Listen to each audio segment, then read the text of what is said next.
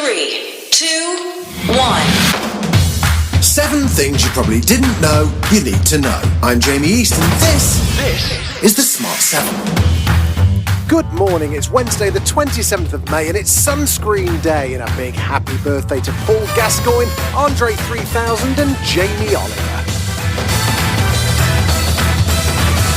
7.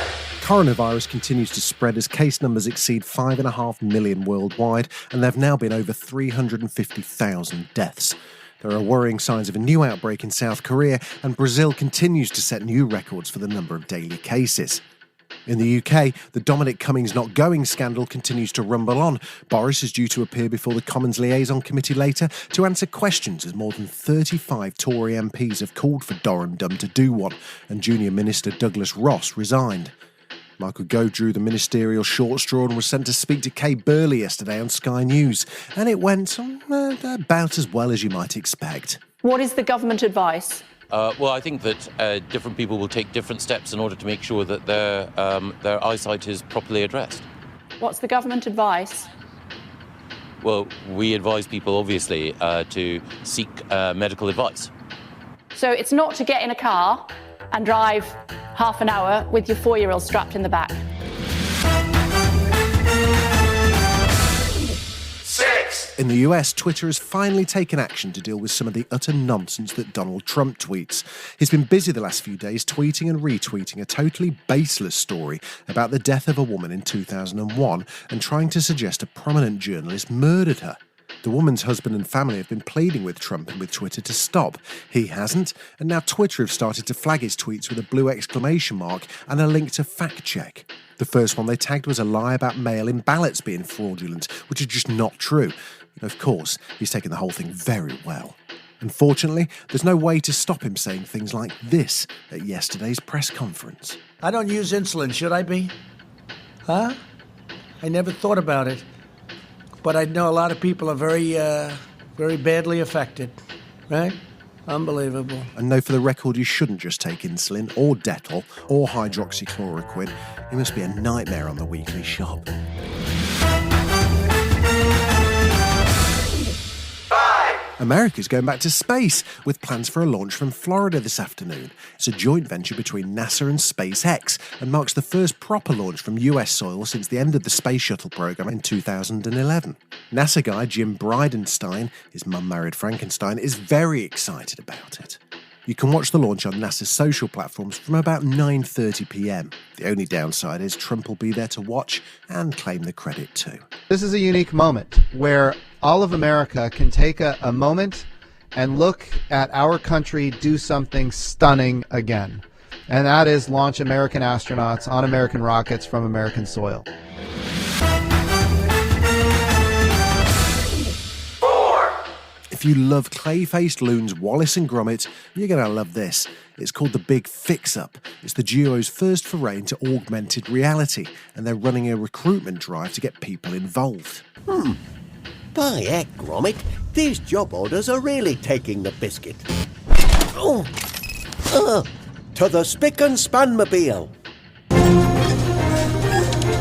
If we're going to fix up a whole city, we're going to need a recruitment drive. Step on it, Gromit. There's not a moment to... Basically, it's going to be an augmented reality app where you can play along with the characters. It launches in the autumn and you'll be able to get it for Apple or Android devices. 3. In Japan, they're preparing for the return of sport, including Japanese soccer, the J-League. But the expectation is that it'll be behind closed doors, so they've developed an app that allows fans to clap or cheer and have it played over speakers in the stadium.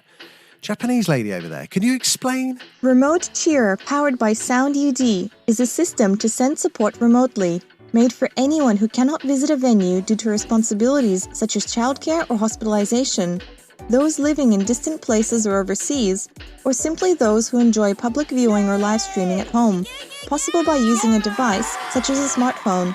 Wow, it all sounds very polite, until you imagine how it might sound here on a wet Wednesday night with 50,000 Premier Leagues bellowing into a smartphone app. Makes you proud to be British. 2.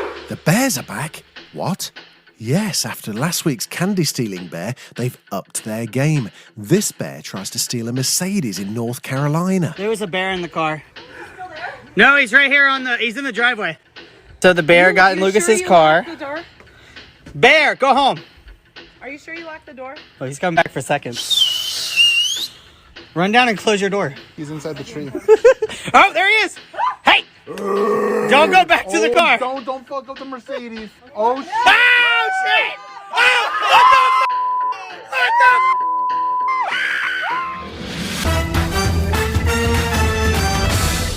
the One.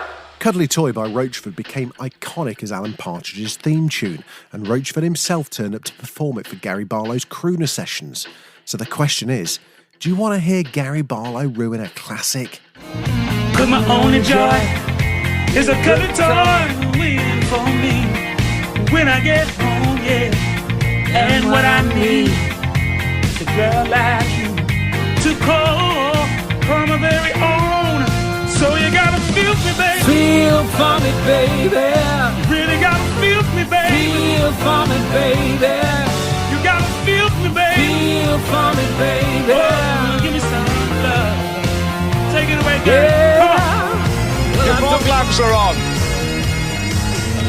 Your fog lamps are on. There's no fog. There's no fog. No fog. This has been the Smart 7. Stay safe, stay distant, and please wash those hands.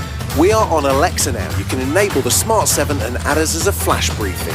We're back tomorrow at 7. Please like and subscribe wherever you get your podcasts.